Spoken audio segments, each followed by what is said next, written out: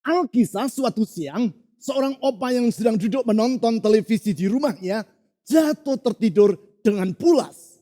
Melihat hal itu, seorang cucunya yang bandel pergi ke dapur, mengambil terasi dan diam-diam mengoleskannya pada kumis sang opa.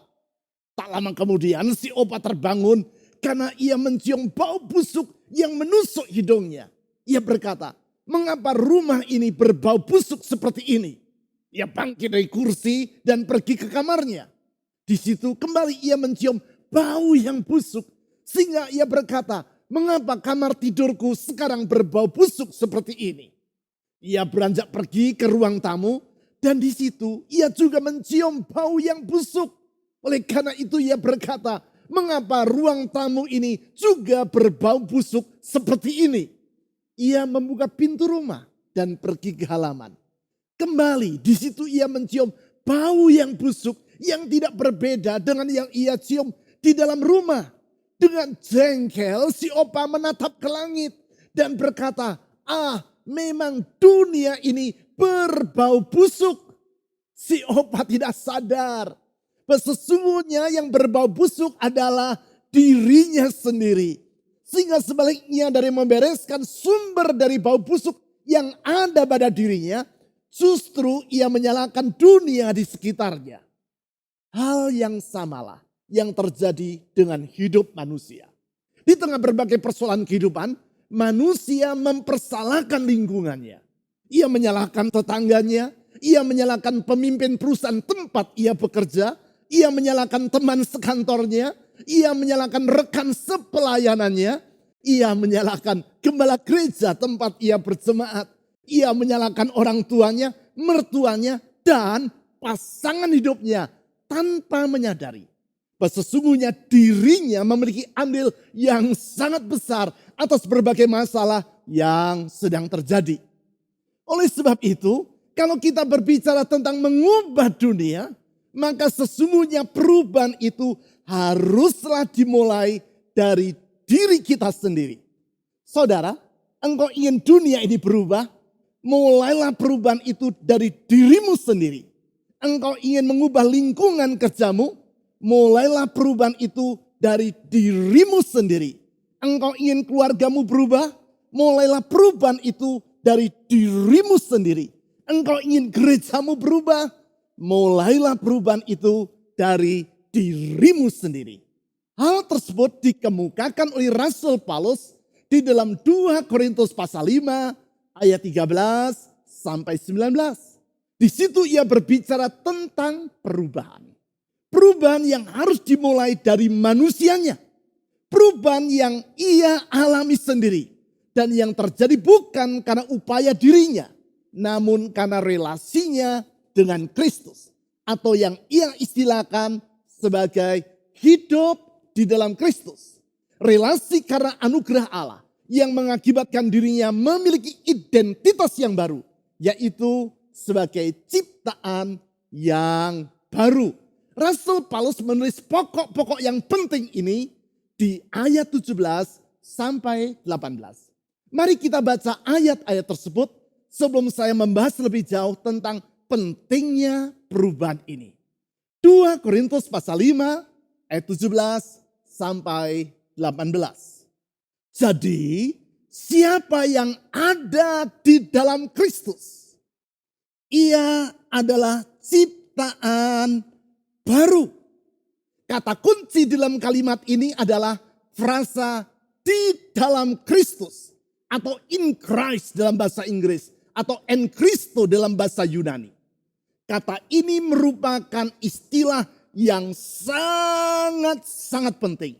Sedemikian pentingnya sehingga dalam kitab perjanjian baru, frasa ini disebutkan lebih dari 900 kali.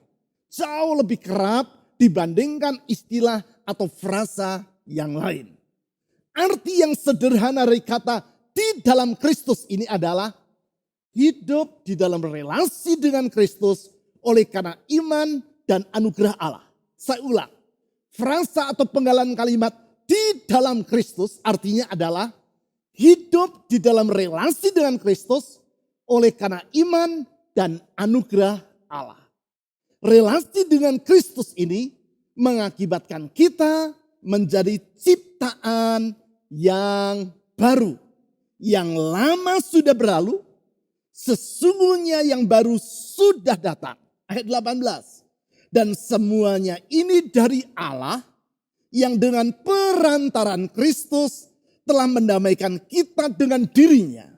Dan yang telah mempercayakan pelayanan pendamaian itu kepada kami, kata Rasul Paulus.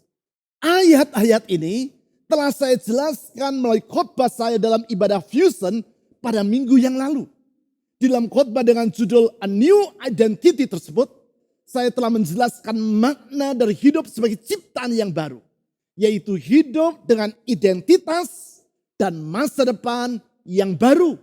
Kalau saudara belum mengikuti khotbah saya tersebut, saya sangat menganjurkan agar Anda mengikutinya melalui YouTube channel yang sedang saudara ikuti ini. Melaluinya saudara akan memahami bagaimana engkau dapat mengalami hidup yang restart atau hidup dalam awal yang baru. Pertanyaannya sekarang, apakah dampak dari hidup dalam identitas yang baru itu? Di dalam ayat-ayat sebelum dan sesudahnya, yaitu di ayat 13 sampai 19, Rasul Paulus menjelaskan tentang 4 implikasi atau dampak yang nyata dari hidup dalam kehidupan yang baru tersebut. Keempat implikasi yang saya istilahkan sebagai DPAR. Direction, Perception, Attitude, dan Relationship yang baru. 4 hal. Pertama, tujuan. Kedua, wawasan. Ketiga, sikap hati. Dan keempat, relasi yang baru. Keempat hal ini harus mewarnai kehidupan kita. Sehingga kita hidup bagaikan sebatang pohon yang ditanam di tepi aliran air. Pohon yang daunnya tidak akan layu, namun berbuah pada musimnya. Itulah kehidupan yang tidak terpengaruh oleh keadaan sekitar kita. Namun hidup yang bergantung pada Allah melalui relasi kita dengan Kristus. Itulah hidup yang mampu melewati setiap musim kehidupan secara berkemenangan. Sehingga kalaupun di dalam 10 bulan terakhir kita melewati masa pandemi yang tidak mudah, bagaikan kemarau yang sangat panjang, bukan berarti masa depan kita harus layu. Sebaliknya, dengan berpegang pada janji Allah, kita dapat menyongsong masa depan yang baru dengan harapan yang baru. Karena Allah yang berjanji adalah Allah yang setia kepada janjinya. Kalau saudara percaya akan hal itu, tulislah kata amin pada kolom komen di YouTube channel yang sedang saudara ikuti ini. Kalau saudara menginginkan kehidupan yang seperti demikian, yaitu kehidupan yang digambarkan oleh pemazmur di dalam Mazmur pasal 1. Sebagai apa saja yang diperbuatnya berhasil. Tulislah kata amin pada kolom komen di YouTube channel yang sedang saudara ikuti ini. Dengan demikian, saudara meneguhkan iman saudara dan membuka pintu berkat dari Allah dalam hidupmu. Di sepanjang bulan ini, kita akan mempelajari keempat pokok tadi. DPAR. Direction, Perception, Attitude kata orang. Dan relationship yang baru. Yang berdasarkan kehidupan yang baru di dalam Kristus tadi. Supaya dengan demikian, hidup di dalam identitas yang baru dalam Kristus tersebut bukan sekedar slogan yang kita ucapkan. Namun benar-benar merupakan pengalaman yang kita alami. Baik di dalam dunia kerja atau marketplace, di dalam kehidupan berkeluarga, maupun dalam pergaulan sehari-hari. Kita pelajari mulai dari yang pertama yaitu D, direction atau purpose atau tujuan dalam hidup kita. Hal itu diutarakan Rasul Paulus di ayat 13 sebagai berikut. 2 Korintus pasal 5 ayat 13. Sebab jika kami tidak menguasai diri, hal itu adalah dalam pelayanan Allah. Dan jika kami menguasai diri, hal itu adalah untuk kepentingan kamu. Di dalam terjemahan bahasa Inggris, yaitu English Standard Version atau ESV, ayat tersebut ditulis sebagai berikut. For if we are beside ourselves, it is for God. If we are in our right mind, it is for you. Saya terjemahkan secara bebas. Sebab jika kami mengesampingkan diri kami, hal itu adalah untuk Allah. For God. Untuk Allah. Jika kami menguasai diri, hal itu adalah untuk kamu. For you. Untuk kamu. Perhatikan dua kata dalam dua kalimat tadi. For God dan for you. Untuk Allah dan untuk kamu. Berdasarkan kedua kata di ayat 13 ini, kita dapat menarik kesimpulan. Rasul Paulus berkata, dampak dari perubahan kehidupan yang ia alami terlihat pada tujuan hidupnya. Karena kata for atau untuk menunjukkan tujuan dari suatu sikap atau tindakan. Dari ayat tersebut, kita dapat menarik 3 pelajaran yang disampaikan Paulus tentang kehidupan yang baru di dalam Kristus. Dalam kaitan dengan tujuan kehidupan atau life purpose yang baru yang ia alami dalam hidupnya. Pelajaran pertama. Hidup dalam kehidupan yang baru adalah hidup dengan tujuan. Saya ulang. Hidup dengan tujuan. Living with a purpose. Artinya, Paulus menyadari bahwa keberadaannya di dunia tidaklah terjadi secara kebetulan. Not by coincidence, but because of a purpose. Kalau semula yang bersangkutan hidup tanpa tujuan. Hidup asal hidup. Maka sekarang yang bersangkutan memahami bahwa ia ada di dunia karena Allah memiliki maksud atau purpose dalam hidupnya. Hal ini nampak sederhana, namun sesungguhnya sangatlah penting. Berulang kali saya berkata, kalau kita hidup tanpa kesadaran bahwa keberadaan kita di dunia ada tujuannya, maka hidup kita hanyalah akan berputar-putar tanpa arah. Dan kita akan membuang-buang waktu kita untuk hal-hal yang tidak berguna. Sepatutnya tidak seorang pun di antara kita yang ingin hidup seperti itu. Bukankah sering saya katakan, bayangkan saudara sedang berdiri di pinggir jalan menunggu bis lewat. Saudara melihat sebuah bis datang mendekat. Dan saudara mengedangkan tangan untuk menghentikan bis tersebut. Bis berhenti, pintu bis terbuka. Dan saudara masuk ke dalamnya. Pintu bis menutup dan bis berjalan kembali. Setengah jam kemudian, saudara bertanya kepada Pak sopir. Pak, numpang tanya. Bis ini akan kemana? Pak sopir melihat saudara dan berkata, pergi kemana? Mana saya tahu. Bagi saya yang penting bis ini asal jalan. Mau kemana? Itu tidak penting. Yang terpenting bis ini asal jalan saja. Lalu Pak sopir balik bertanya kepada dirimu. Kalau saudara sendiri mau kemana? Mendengar pertanyaan itu, saudara menjawab, saya mau kemana? Saya tidak tahu Pak. Bagi saya yang penting asal naik bis. Mau kemana? Itu tidak penting bagi saya. Yang terpenting asal saya naik bis. Mungkinkah saudara melakukan hal seperti itu? Jelas tidak mungkin. Sebab bila saudara melakukannya, maka saudara akan membuang-buang waktu, tenaga, dan biaya untuk hal yang tidak berguna. Ingat kata pepatah, kapal yang berlayar tanpa tujuan, maka semua arah angin akan merupakan arah angin yang benar. Dengan kata lain, saudara sama seperti seorang yang hidup tanpa pendirian. Mudah terombang-ambing oleh keadaan di sekitar dirimu. Oleh sebab itu, pastikan tahun yang baru yang kita masuki dan jalani ini tidak Anda lalui dengan asal hidup alias hidup dengan survival mode. Asal dapat bertahan hidup. Jangan. Hiduplah dengan tujuan. Sama seperti yang dikatakan oleh Rasul Paulus di dalam 2 Korintus pasal 5 ayat 13 tadi. Entah kami hidup mengesampingkan kepentingan diri sendiri ataupun menguasai diri.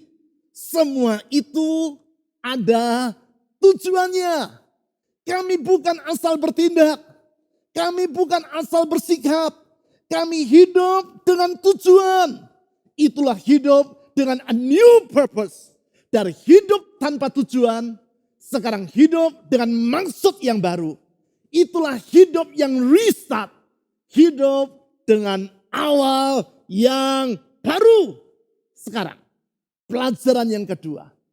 Hidup dalam kehidupan yang baru adalah hidup dengan tujuan yang jelas. Saya ulang, hidup dalam kehidupan yang baru adalah hidup dengan tujuan yang jelas. Living with a clear purpose.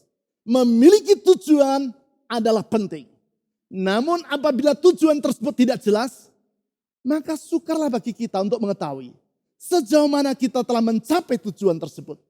Oleh karena itu, tak cukup bagi kita untuk sekadar hidup dengan suatu tujuan. Tetapi juga kita perlu memiliki tujuan yang jelas. Hal ini mengingatkan saya kepada anekdot tentang Albert Einstein. Alkisah, suatu hari ilmuwan yang sangat terkenal itu melakukan perjalanan dari Princeton dengan kereta api.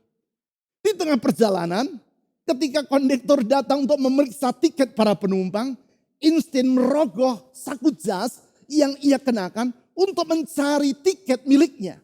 Ia mencari-cari namun tidak menemukannya.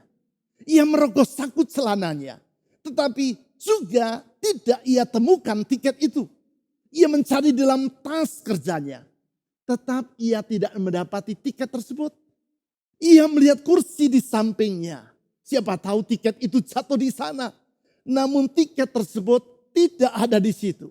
Sang kondektur kereta api yang mengenal Albert Einstein dengan sabar berkata, Dr. Einstein, saya mengenal dirimu. Semua orang mengenal siapa engkau. Saya yakin tadi engkau telah membeli tiket kereta api. Jadi jangan khawatir, tidak usah engkau repot mencarinya lagi. Sang kondektur meneruskan tugasnya dengan memeriksa tiket para penumpang yang lain. Sebelum kondektur tadi beralih ke gerbong yang berikutnya, ia menoleh ke belakang dan melihat ilmuwan hebat tersebut sedang berlutut dan mencari tiket miliknya di bawah kursi yang ia duduki. Segera sang kondektur menghampiri Albert Einstein dan berkata, Dr. Einstein, tidak usah engkau merepotkan dirimu. Saya mengenal siapa engkau. No problem.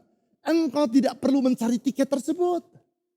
Sambil melihat kepada sang kondektur, Einstein menghela nafas panjang dan berkata, Pak kondektur, saya juga mengenal siapa diriku. Tetapi yang menjadi masalah sekarang, saya tidak tahu stasiun mana yang sedang kutuju. Ilmuwan yang hebat ini tahu bahwa dirinya pergi dengan suatu tujuan. Namun masalahnya, ia lupa dirinya hendak pergi kemana. Hal yang sama sering dialami oleh banyak orang dalam kehidupannya. Yang bersangkutan merasa bahwa ia hidup dengan suatu tujuan. Namun ketika dirinya diminta untuk menjelaskan apakah yang menjadi tujuan dari kehidupannya itu, ia tidak mampu menjawabnya secara jelas. Ia berkata, ya pokoknya saya punya tujuan. Apakah tujuan tersebut? Ia tidak mampu menjawabnya. Hal ini sama dengan hidup tanpa tujuan.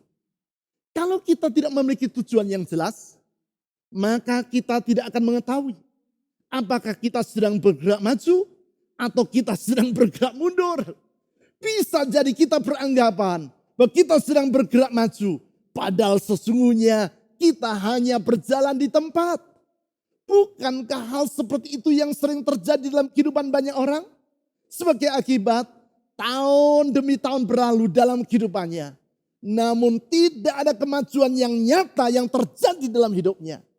Sama seperti dengan diri Paulus. Kita perlu memiliki tujuan yang jelas dalam kehidupan kita. Di dalam 2 Korintus pasal 5 ayat 13 tadi, Paulus berkata bahwa ia hidup untuk Allah dan untuk jemaat. For God and for you katanya. Atau yang diterjemahkan dalam Alkitab bahasa Indonesia, ia hidup dalam pelayanan Allah dan untuk kepentingan kamu. Suatu tujuan yang spesifik, bukan sasaran yang kabur. Ia memahami bahwa dirinya hidup untuk melakukan kehendak Allah dan menjadi berkat bagi jemaat yang ia layani. Sehingga dengan demikian ia dapat mengukur sejauh mana ia telah mendekati atau menjauhi tujuan tersebut.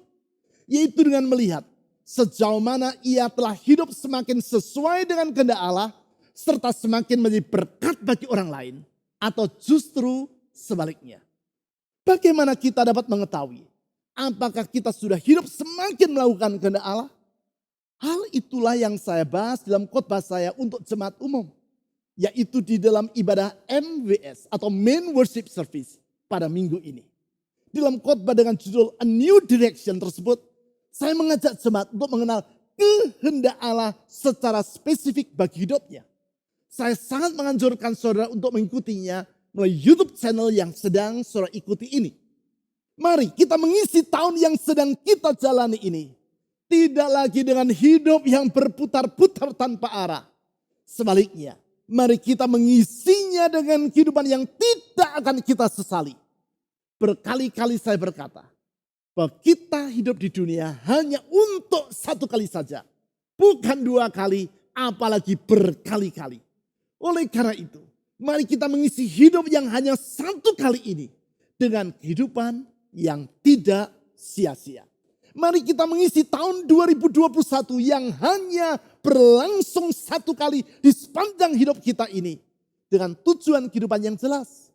Sehingga dengan demikian, di akhir tahun nanti, ketika kita menoleh ke belakang, kita bersyukur.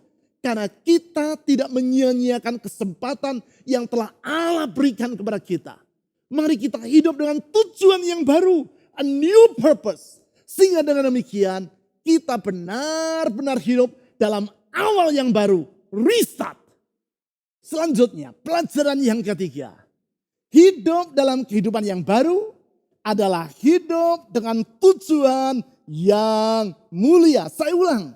Hidup dalam kehidupan yang baru adalah hidup dengan tujuan yang mulia. Atau living with a worthy purpose. Di satu sisi, kita harus hidup dengan tujuan. Dan bukan sekedar suatu tujuan. Tetapi haruslah tujuan yang jelas. Namun itu saja tidaklah cukup.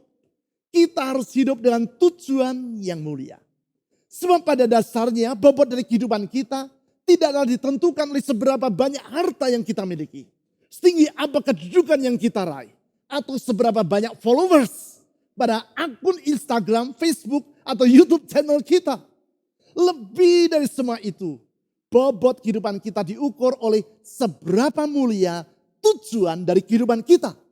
Seberapapun banyaknya harta yang kita miliki. Kalau tujuan hidup kita hina, sesungguhnya hina pula lah hidup kita. Setinggi apapun kedudukan yang kita raih. Kalau sasaran atau maksud atau purpose dalam hidup kita adalah rendah, maka sebenarnya rendah pula lah nilai dari kehidupan kita. Sebaliknya, bisa jadi di mata orang kita bukanlah pribadi yang limpah dengan harta. Ataupun memiliki kedudukan yang mentereng. Tetapi apabila tujuan hidup kita mulia, maka mulialah bobot dari kehidupan kita.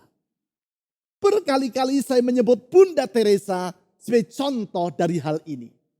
Dari sisi penampilan, jelas yang bersangkutan adalah orang yang sederhana. Dari sisi kekayaan, jelas biarawati yang melayani orang-orang termiskin. Di antara orang miskin di Kalkuta, India ini adalah pribadi yang tak memiliki harta kekayaan. Dari sisi kedudukan, ia bukan seorang pejabat gereja ataupun pemimpin organisasi yang besar. Namun tak dapat dipungkiri bahwa Bunda Teresa telah hidup dalam kehidupan yang sangat mulia.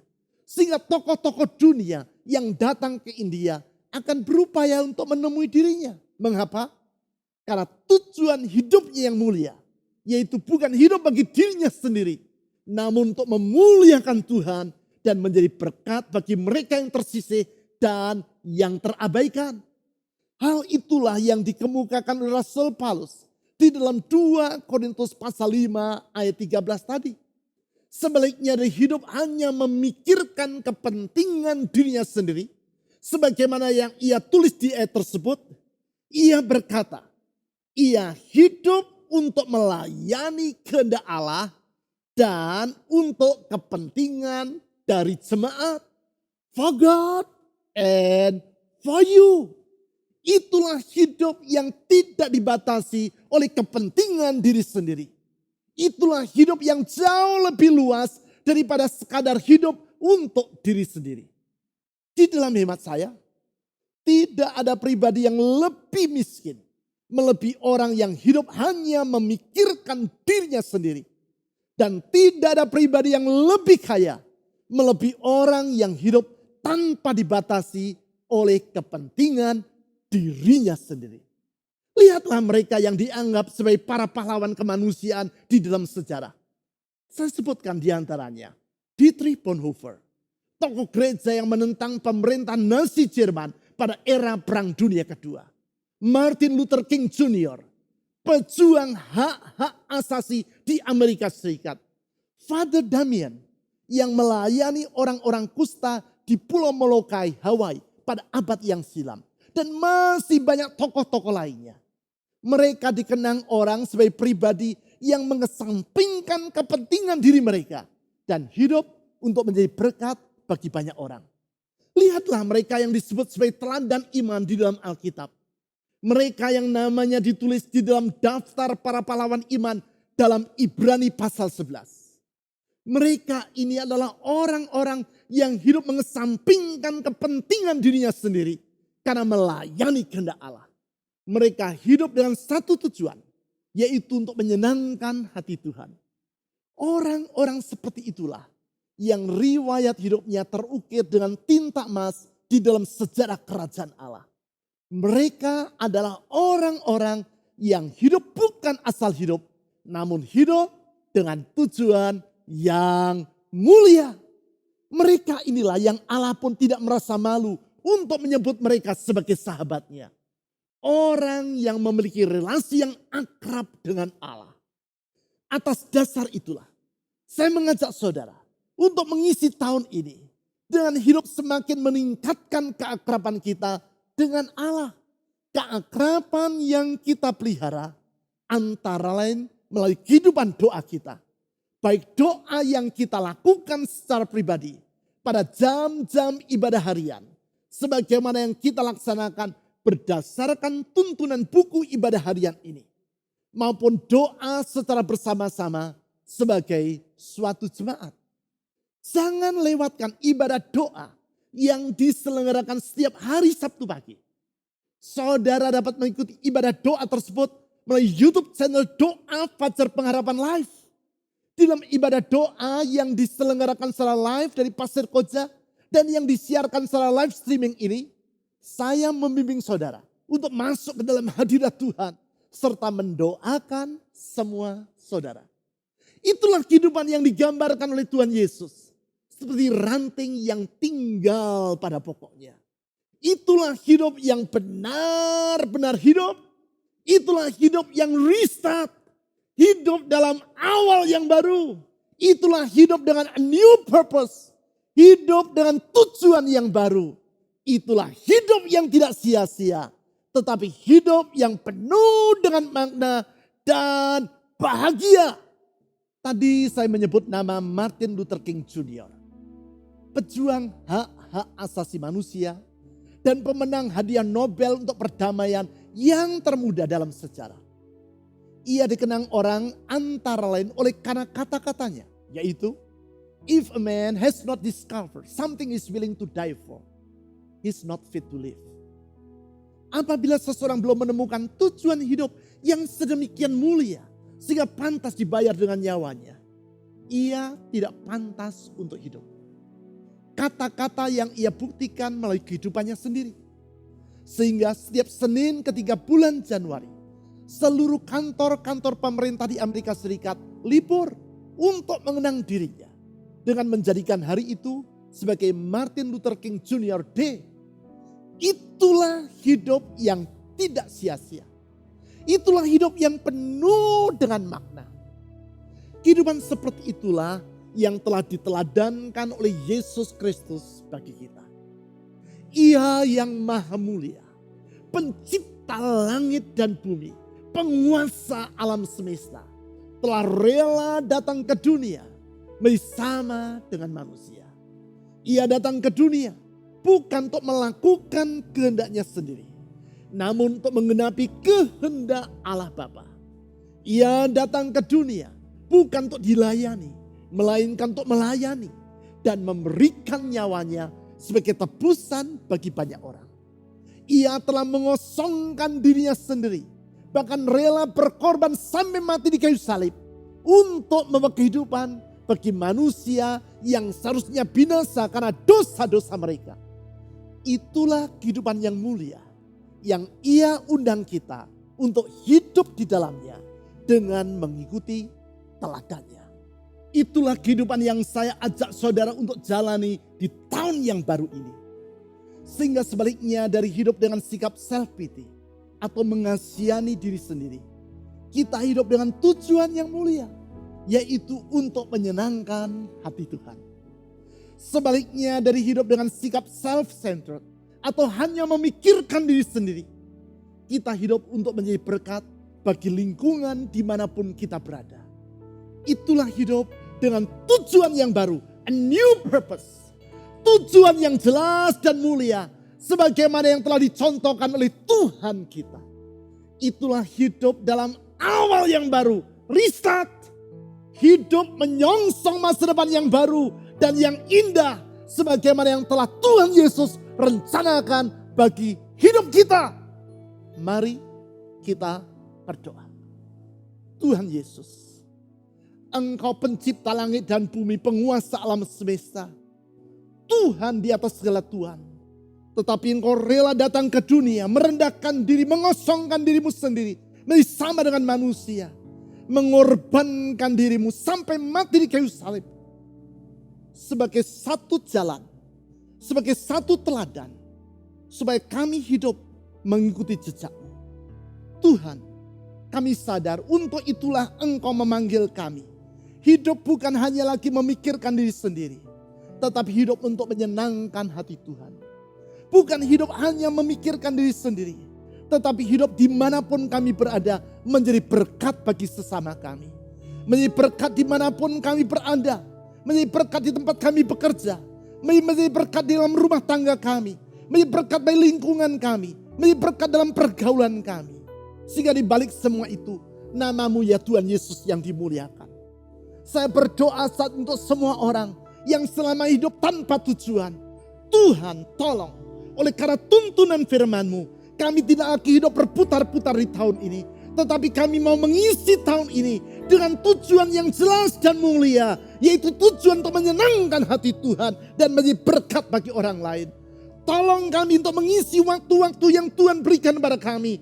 Bukan dengan kehidupan yang sia-sia, tetapi dengan kehidupan yang penuh dengan makna. Oleh karena pertolongan-Mu ya Tuhan Yesus, saya berdoa ulurkan tangan-Mu yang mengangkat, memulihkan, membuka jalan bagi setiap anak-anak-Mu, membentangkan hari depan yang baru, menghapuskan masa lalu yang kelam, dan memberikan pengharapan yang tidak mengecewakan. Ulurkan tangan-Mu yang menyembuhkan, ulurkan tangan-Mu yang membuka jalan, ulurkan tangan-Mu yang membuka pintu-pintu yang tertutup.